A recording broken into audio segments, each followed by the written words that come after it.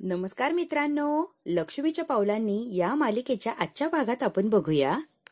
या दोघी आता गुरुजीकडे आलेले असतात आणि गुरुजी पत्रिका बघत असतात, मुहूर्त काढत असतात. वा वा वा वा वा, कौतुकाची गोष्ट या. पुन्हा एकदा लग्न करताय, नव्याने संसाराची सुरुवात करताय, चांगली गोष्ट आहे. अद्विक सारखा मुलगा परदेशात शिकून आला तरी इथल्या परंपरा रीतिरिवाज एवढं जपतोय, परत लग्न करायला तयार झालाय. खरंच कौतुक करण्यासारखी गोष्ट आहे. अगदी लाखात एक मुलगा शोधला या कला, तू नशीबवान आहेस तू. आता काजल म्हणते, हो गुरुजी, आपले दाजी एक नंबर या, एक नंबर दाजी आपले. तुम्ही कौतुक करताय ना, तसेच आपले दाजी आहे. दाजी इतक्या लांबून शिकून आले तरी सुद्धा जमिनीवर आहे आणि खूप छान असे विचार आहेत त्यांचे. काजल म्हणते, म्हणूनच आपण म्हणतो एक नंबर आहे आपले दाजी. पुन्हा एकदा विधींना प्राधान्य दिलं, खरंच चांगली गोष्ट आहे बरं. आता काजल आणि गुरुजी अद्विकचं कौतुक करत असतात आणि कला फक्त यांचं कौतुक ऐकत असते. गुरुजी म्हणतात, कलाला तर मी ओळखतो. कला आणि अद्विक दोघंही एकमेकांना साजेसे आहेत. एक नंबर जोडी आहे बघा. चांदेकर सारख्या सुसंस्कृत घरातील नाणार यापेक्षा अजून काय हवंय. कला म्हणते, बरोबर आहे गुरुजी. चांदेकरांचं एवढं मोठं नाव आहे तरीही त्यांच्या घरात सगळं काही अगदी संस्कृतीला धरून सणवार काहीही असू दे, सगळं काही साजरं केलं जातं आणि प्रत्येक गोष्टीला तेवढंच काही महत्व दिलं जातं. जेवढं मोठं नाव आहे तेवढीच ती लोक वागायलाही मोठ्या मनाची आहेत. प्रत्येक सणवार सगळ्यांनी एकत्र येऊन साजरा करायचा असा आजोबांचा नियम, आणि चांदेकर त्याच्या आजोबांना तो खूपच मानतो. त्यामुळे घरातलं वातावरणही खूप आनंदी असतं. रीतिरिवाजांना सगळे काही धरून असतात नेहमी. मला इतकं कौतुक करत असते चांदेकरांचं आणि चांदेकरचं म्हणजे अद्विकचं सुद्धा कौतुक करत असते आपली कला. घरातल्या प्रत्येकाचा प्रेमाने आपुलकीने विचार करतो. कोणाला काय हवंय नको मदत करण्याचा नेहमी प्रयत्न असतो. तुझी म्हणतात, वा वा कला, खरंच नशीब काढलं या. चल आता मी यादी लिहून देतो, त्याप्रमाणे सगळं काही सामान आणायचं आणि व्यवस्थित ठेवायचं. त्या दिवशी आपल्याला अडचण गोंधळ नकोय. गुरुजी आता यादी करत असतात तोपर्यंत या हळूहळू बोलतात, तायडे काय लकी आहेस ग तू. कला म्हणते, हो मी तर लकी आहेच, त्याबद्दल वादच नाही. लग्न करून जेव्हा मी या घरात आली ना, खूप नावं ठेवली, खूप धुसफूस केली, स्वतःच्या नशिबाला दोष दिला, काय काय केलं माझं मला विचार की. सुरुवातीला मी खूप भाग्यवान आहे, माझं या घरात लग्न झालं आणि अशी माणसं मला मिळाली. नशिबानेच अशी माणसं मिळतात. चांदेकर एवढा शिकलेला आहे, बाहेर जाऊन शिक्षण करून आला, पण त्याला एवढे लोक मानतात, एवढे विचारतात, पण तरी तो खूप साधा आणि सरळ आहे. अजिबात त्याला कसलाही काही गर्व घमेंड नाहीये. अगं ताई, तुला एवढी काय दाजींची आठवणी येते तर कॉल कर की. नको, गुरुजी यादी करताय आणि मी कुठे फोनवर बोलू. अगं जा, मी घेईल की यादी. जा जा तायडे, कर ग तू फोन. कला आता फोन करायला बाहेर येत असते. कला आता गुरुजींना म्हणते, मी जरा आले बाहेरून, फोन करून. गुरुजी म्हणतात, हो तोपर्यंत माझी यादी होते, या तुम्ही. इकडे आता राहुल, रोहिणी आणि वकील तिघांची मीटिंग असते. तेही बाहेरच गाडीजवळ बोलत असतात. तो वकील मोठ्या मोठ्याने बोलत असतो, मॅडम किती दिवस लागणार आहे, अजून किती वेळ घालवायचा आहे व्हायला. अहो वकील साहेब, काम डाऊन. यावर सगळ्यांच्या सह्या झाल्या. आता ऑलमोस्ट एकच सही बाकी आहे, ती महत्वाची. तेवढी सही झाली की झालं की मग. इकडे आता अद्विकचंही काहीतरी काम चाललेलं असतं. तेवढ्यात काय अनामिका येते. डायरेक्ट त्याच्या समोरून उभी राहते. दादा, अगं अनामिका बोल ना. काय ग, तुला तर माहितीच आहे मी सोहमच्या प्रेमापोटी परत आले, बरोबर ना. पण पुन्हा काही गडबड होऊ नये आणि मी एकटी पडू नये म्हणून मी एक बॉन्ड लिहिलाय, सेफ्टीसाठी रे. अरे त्यात मी असं लिहिलंय की माझं सोहमवर प्रेम आहे, पुन्हा काही अडचण आली तर घरच्यांनी मला एकटं पडू देऊ नये. मी जेव्हा एकटी पडेल तेव्हा मला त्यांनी साथ द्यावं, एवढंच काही लिहिलंय रे. अद्विक म्हणतो, अनामिका ह्या बॉन्डची वगैरे काही गरज नाहीये, तू माझ्या लहान बहिणीसारखी आहे, माझ्यावर विश्वास नाहीये का तुला. अरे दादा आहे रे, माझ्या मनाच्या समाधानासाठी, माझ्या सिक्युरिटीसाठी प्लीज दादा, तेवढंच मला समाधान ना. ठीक आहे अनामिका, पण तुला कसलीच काळजी करायची गरज नाहीये, मी आहे ना. एक तरीही माझ्यासाठी इथे सही कर ना प्लीज प्लीज. अनामिकाने इतकी जोर जबरदस्ती केलेली असते की बिचारा अद्विक आता काही म्हणू शकत नाही आणि नाविलाजाने त्याला सही करायलाच लागते. आता त्याने पेन घेतलेला असतो सही करण्यासाठी, तो सही करणार. अनामिका खूप खुश झालेली असते. तेवढ्यात काय, अनामिका मनातल्या मनात म्हणते, यस, याच्यावर सही झाली, चांदेकर मेन्शन आमचं. तेवढ्यात काय अद्विकचा फोन वाजतो आणि फोन महत्वाचा असतो. कलाचा फोन असतो. तो पेन खाली ठेवतो आणि फोन उचलतो. अनामिकाला अद्विक म्हणतो, तू जरा बाहेर जाती का रे, सॉरी सॉरी सॉरी, आणि राग राग तनतन करत तिथून निघून गेलेली असते कारण सही झालेली नसते. आता अद्विक म्हणतो, बोला मॅडम. बोला चांदेकर, तुम्हीच बोला. आम्ही काय बोलायचो, आम्ही असं ऐकलंय की तुमचं पुन्हा लग्न होतंय आणि जगातला बेस्ट मुलगा तुम्हाला मिळतोय, नशीबवान आहात बरं तुम्ही. कला म्हणते हो ते तर आहेच, खरंच लकीच आहे मी आणि खूप चांगला मुलगा मिळतोय मला. त्यांना जी बायको मिळाली आहे त्यामुळे ते चांदेकर सुद्धा खूप लकी आहेत. आहे की मी थोडासा लकी आहे की. कसा आहे रे चांदेकर? कसं असणार अगं, अशक्तपणा आलाय मला. भांडायला कोणी नाही ना त्यामुळे अशक्तपणा आलाय ग मला. मीच करतोय तुला भांडण्यासाठी, काळजी करू नको. आता भांडायची तरतूद आयुष्यभराची करायची आहे. चांदेकर म्हणतो मला चालेल. कला म्हणते मला पण चालणार आहे. चल फोन ठेवते. ठेवतेस? ठीक आहे ठेव बाबा फोन. बाय. दोघांनाही फोन ठेवायचा वाटत नसतो पण आता कामं असतात त्यामुळे फोन ठेवतात. इकडे आता वकील ते पेपर वगैरे चेक करतात आणि रोहिणीच्या हातात परत पेपर देतात. कला आता परत त्या गुरुजींच्या घरी चाललेली असते फोनवर बोलून. तेव्हाच ती ऐकते गेल्या अनेक वर्षांचं कष्टांचं चीज होणार. आता फक्त या प्रॉपर्टीच्या पेपरवर अद्विकची सही झाली की माझं काम झालं. रोहिणीचं, राहुलचं आणि वकिलांचं बोलणं अगदी स्पष्ट कलाने ऐकलेलं असतं आणि त्यांना समोर बघितलेलं सुद्धा असतं. राहुल म्हणतो कोण कुठले चांदेकर? अरे हट. राहुल आता मम्माला घट्ट अशी मिठी मारतो. You are very good. मम्मा पुढे काय करायचंय सांग की पटपट आता. पुढे काय करायचंय सगळं काही स्पष्ट त्यांचं चाललेलं असतं. आता काय करायचं कसं करायचं मग झालं की ओके. आता कलाला राहवतच नाही. एवढं काय चांदेकरचं नाव घेऊन काय बोलताय हे ऐकण्यासाठी घाईघाईने पळत ती निघालेली असते. गाडीवाला तिला आडवा जातो. कला सॉरी म्हणते. त्याच्याशी बोलण्यात 1-2 मिनिटं जातात. त्याने हॉर्न दिलेला असतो त्यामुळे आता राहुल तेही बघतात तर काय समोर कला. आता हे घाबरतात आणि 2 मिनिटात तिथून गायब होतात. 2 व्हीलर जात नाही तर परत 4 व्हीलर आलेली असते. आता कलाचा परत टाइमपास होतो. तोपर्यंत यांना लपण्यासाठी चांगलाच वेळ मिळून जातो. रोहिणी राहुल पटकन तिथून पळून जातात. राहुल पटकन फास्ट चल रे इथून. तिने जर बघितलं तर अवघड होऊन बसणार. इतकी घाबरलेले असतात कारण कलाने अगदी त्यांना जवळ गेलेलीच असते. पकडणार थोड्यावरून ते वाचलेले असतात. रोहिणी खूप घाबरलेली असते. राहुलला म्हणते ओ गॉड ही कला कशी आली बरे इकडे? कुठेही करमडते. हिने काय ऐकलं तर नसेल ना रे आपलं बोलणं. तिने काय काय ऐकलंय काय काय पाहिलंय हे सगळं आपल्याला कळायला हवं. या तिने काहीही ऐकलं नसणार आहे मम्मा. पण तिने जे काही बघितलंय. अद्विकला फोन करून सांगितलं तर काय करायचं तूच सांग बरं मम्मा. राहुल आणि मम्मा मात्र खूप घाबरलेले असतात. नसती कटकट लागली रे मागे. राहुल म्हणतो ही कला दरवेळेला मध्ये मध्ये येते. हिचाच बंदोबस्त करून टाकायला हवा. कला म्हणते रोहिणी मॅडम आणि राहुल एकत्र होते या गोष्टीवर माझा विश्वासच बसत नाहीये. वकिला सोबत एकत्र होते. नेमकी चाललंय तरी काय यांच्यात? चांदेकरच्या कुठल्या सही बद्दल बोलत होते ते? सही झाल्यावर असं काय नेमकी घडणार आहे की त्याने एवढा यांना आनंद झालाय? हे सगळं खूप गंभीर आहे आणि लवकरात लवकर मला काहीतरी करायला लागणार. मला हे चांदेकरला सांगायलाच हवंय.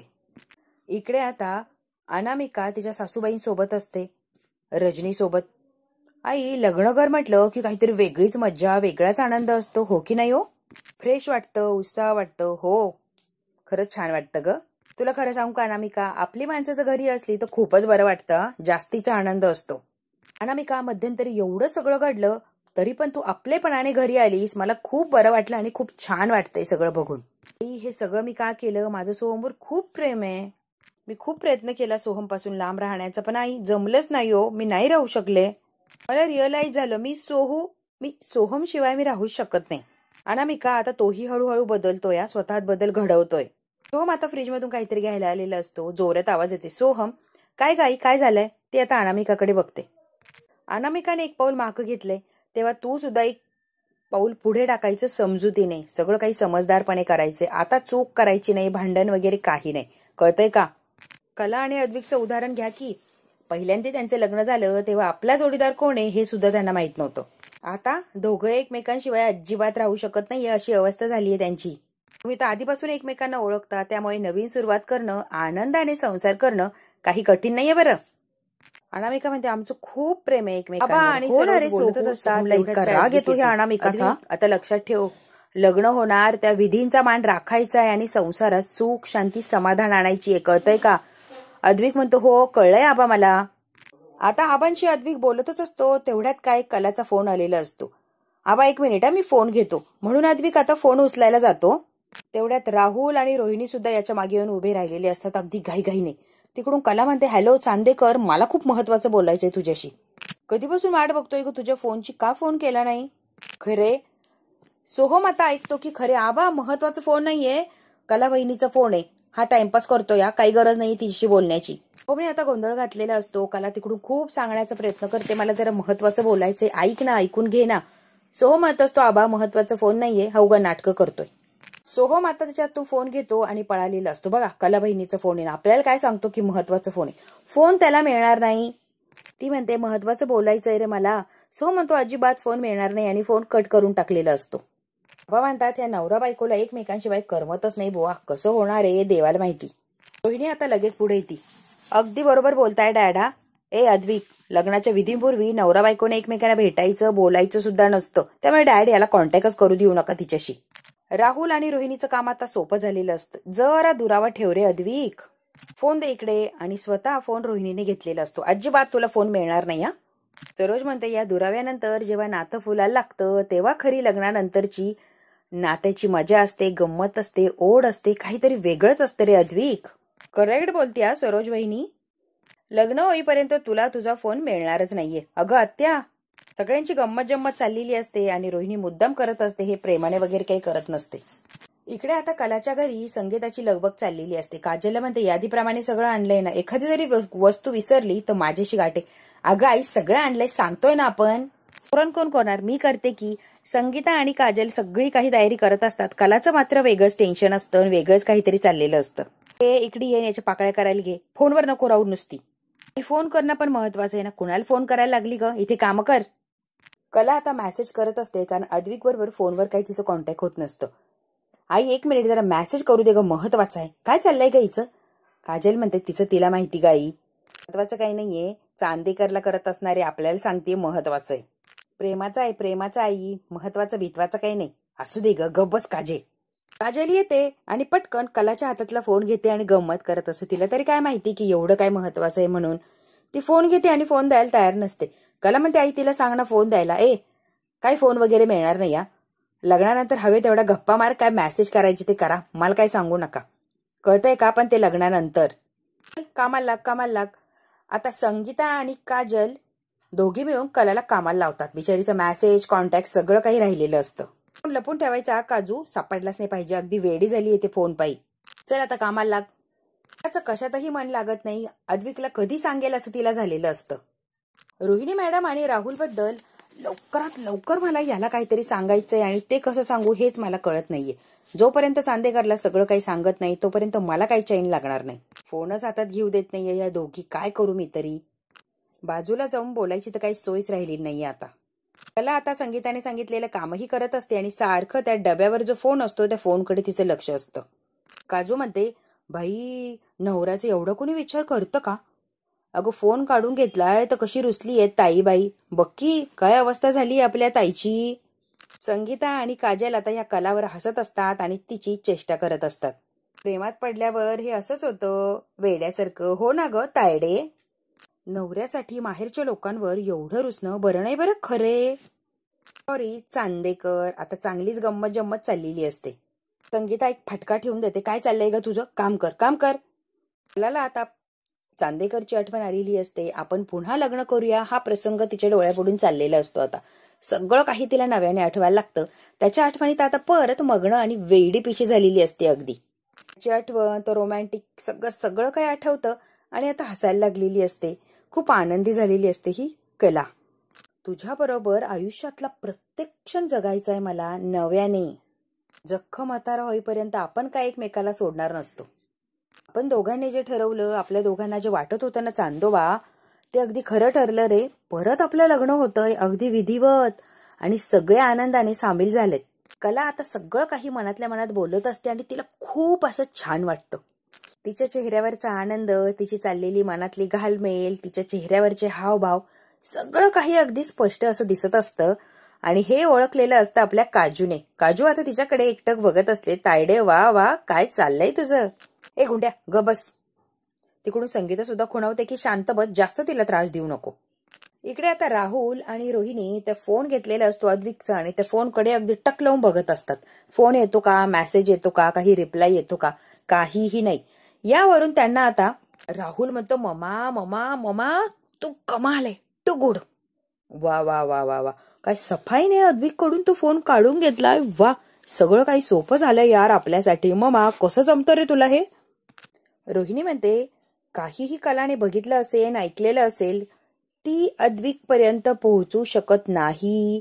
कितीही प्रयत्न करू दे, काहीही करू दे, ती अद्विक पर्यंत निरोप पोहोचूच शकत नाही. पण नक्की तिने काय ऐकलंय हे आपल्याला समजायलाच हवंय कोणत्याही परिस्थितीत. कळतंय का तुला? हो ना रे मामा, पण कळणार कसं? इकडे आता अद्विक म्हणतो की खरे मला का फोन करत असणार आणि एवढं काय महत्वाचं बोलायचं होतं तिला? काय असेल तिच्या मनात नेमकी? मिस करत असेल का? अद्विक स्वतःलाच म्हणतो डेफिनेटली मिस तर करतच असणार ती मला. काही करून तिला कॉल करायला हवा आणि कॉन्टॅक्ट हे झालंच पाहिजे माझं आणि तिचं. तिला नेमकी काय बोलायचं होतं माझ्याशी? ती काही एकटी नसणार आहे, आजूबाजूला लोकांची खूप गर्दी असणार आहे. आता कॉन्टॅक्ट तरी कसं होणार यार? अद्विक आता बेडवर असं मस्त पसरलेला असतो आणि म्हणतो ऍक्च्युली ती मॅच समोर असायला हवी होती. ती जर मॅच समोर असती ना तर अशा काय निवांत गप्पा मारल्या असते आम्ही, बापरे कमालीच्या. आता हा तिच्या आठवणीत हरवलेला असतो. तेवढ्यात काय कला चांदेकर असा आवाज येते. काय रे? अरे तुला मला कळलं की तुला माझी आठवण येतेय. म्हटलं चला अद्विक रावांना काय आठवण येतेय बघूनच यावं. काय नाही, अगदी सहजच. कुठे काय आठवण वगैरे नाही. आठवण आली? चल बाबा येते मी. नाही आठवण आली तर नाही जाऊ नको, खरंच आठवण येत होती, जाऊ नको. म्हणजे मला तुला ऍक्च्युली काहीतरी सांगायचं होतं. अरे सांग की मग. ऍक्च्युली मला तुला, अरे बोल. एक सेकंड. तो पळत पळत जातो, फ्लॉवर पॉट मधून एक गुलाबाचं फुल आणतो आणि अगदी गुडघ्यावर बसलेला असतो. वाव, काय ते अद्विकची स्टाईल असते. कलाच्या समोर गुडघ्यावर बसतो, गुलाबाचं फुल समोर पकडतो आणि म्हणतो आय लव्ह यू. खरे आय लव्ह यू. माझी लाईफ पार्टनर होशील का? कला म्हणते चांदेकर तू मला, मागच्या वेळेला ही संधी मला मिळाली नाही. दोघीही आपण मागच्या वेळेला वेगळ्या सिच्युएशन मध्ये होतो ना रे. या वेळेला चूक सुधारते येते का बघावं म्हणून ट्राय करतोय बरं. सांग ना, माझी लाईफ पार्टनर होशील का? उत्तर दे. कला आता त्या हातातलं फूल घेते आणि हो चांदोबा असा काय अद्विकच्या चेहऱ्यावर आनंद आलेला असतो. वा, खरंच बघतच राहावं. आनंदाने उड्या मारायला लागलेला असतो हा चांदोबा की तिने होकार दिलाय म्हणून. इतका काय आनंदी झालेला असतो की ती फुलच नाकाला लावतो. आता शिंका यायला लागलेले असतात. आता समोर बघतो तो काय खरे नाही आणि कोणीही नसतं, भास असतो निव्वळ. अद्विक म्हणतो काय चाललंय माझं मलाच कळत नाहीये. माणूस प्रेमात वेडा होता असं म्हणतात, पण ऍक्च्युअल मध्ये मी वेडा झालो की काय? आता शिंका यायला लागलेले असतात जबरदस्त. पण खरं सांगू का, काहीही झालं तरी मला तिला प्रपोज करायचंय. मागच्या वेळेला मी केलंच नव्हतं, आता मात्र मी तिला म्हणणारच आहे. प्रेम आहे यार, ते तर व्यक्त झालंच पाहिजे, पण कसं करायचं? काहीही करून तिला भेटायचंय मला. आता लग्न आहे म्हणल्यावर तिच्या घरच्यांना खर्च तर येणार आणि खर्च साधा नाही, खूप खर्च येणार. लग्नाच्या सगळ्या विधी, सगळी हौसमौज करायची म्हटली त्या लोकांना भयंकर असा खर्च होणार. त्यासाठी पैसा लागणार. मग आता पैसा नाही म्हणून बऱ्याच गोष्टींसाठी ते माघार घेणार आणि असं होता कामा नाही. पैसा नाही म्हणून कुठचीच हौसमौज झाली नाही असं होता कामा नाही. अद्विक तुला काहीतरी करायला लागणार आहे यार. मी एक काम करू शकतो, खरेंना पैसे देऊ शकतो, त्यातून खरेच्या सगळ्या इच्छा पूर्ण करा असं तर सांगू शकतो मी. पैसे द्यायला जाणार, मग माझी आणि खरेची भेट सुद्धा होणार, पैसेही देणार आणि आमच्या दोघांचं बोलणं होणार, भेट होणार. मग काय सगळं काही अगदी सक्सेस होणार. नसला मोबाईल जवळ म्हणून काय झालंय, सक्सेस सगळं अगदी होणारच. आता अद्विकने चांगलीच आयडिया लढवलेली असते कलाला भेटण्यासाठी. अद्विक आता सगळ्या गोष्टींचा विचार करत असतो आणि आता तो जाणार म्हणजे जाणारच कलाला भेटायला. मित्रांनो, हा भाग इथेच संपला. पुढच्या भागात काय होणार आहे आपण अगदी थोडक्यात बघूया. कला आता आरशासमोर अगदी छान अशी तयार होऊन बसलेली असते आणि आरशासमोर बसून ती स्वतःशीच बोलत असते. मागच्या वेळेला लग्न मनाविरुद्ध झालं होतं, घाईघाईने झालेलं होतं, अजिबात कशात मला इंटरेस्ट नव्हता.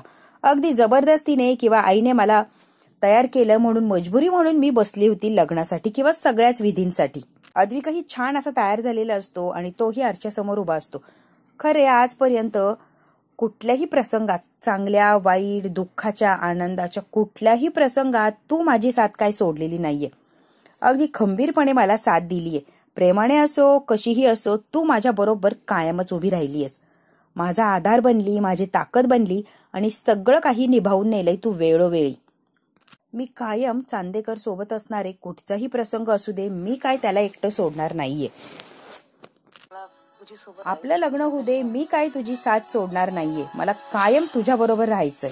आता कलाच्या घरी कार्यक्रम असतो, सगळी मंडळी जमलेली असतात, पाहुणी वगैरे सगळं काही छान असं चाललेलं असतं. तेवढ्यात काय आता कलाला काहीही करून भेटायचं. कला बसलेली असते पाटावर, पदर घेऊन बायकांसारखा तयार होऊन आलेला असतो अद्विक. छान छान छान सुगम संगीताचा कार्यक्रम म्हणजे मी आलोच पाहिजे. छान हा, खरंच छान कार्यक्रम असतात तुमचे. हो असणारच. कोण आहे मी? The great. आता मात्र कलाच्या लक्षात येतं की हा अद्विक आहे. कलेला मात्र धक्का बसतो आणि ती आता त्याच्याकडे डोळे मोठे करून बघायला लागलेली असते. त्याने पूर्ण पदर घेतलेला असतो की चेहरा वगैरे काही दिसत नसतो.